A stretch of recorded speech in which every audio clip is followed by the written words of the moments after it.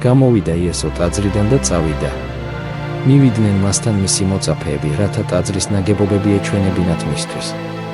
ხოლო მან მიუგო მათ. ხედავთ ყოველივე ამას.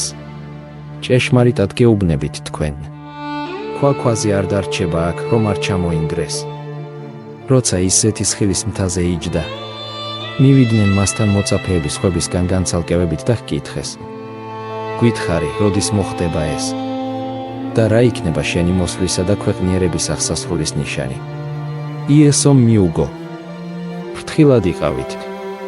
შეცდომაში არავინ შეგიყვანოთ? ბევრი მოვა ჩემი სახელით და იტყვის, მე ვარ ქრისტე. და ბევრს შეიყვანენ შეცდომაში.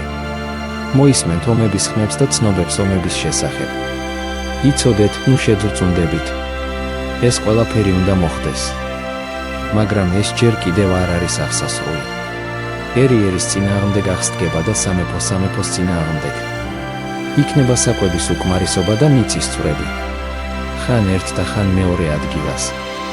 ეს ყველაფერი მშობიარობის ტკივილების დასაწყისია. ეკადაგება სამეფოს ეს სახარება. მთელ მსოფლიოს. ყველა ერისთვის დასამოწმებლად. და მაშინ დადგება აღსასრული.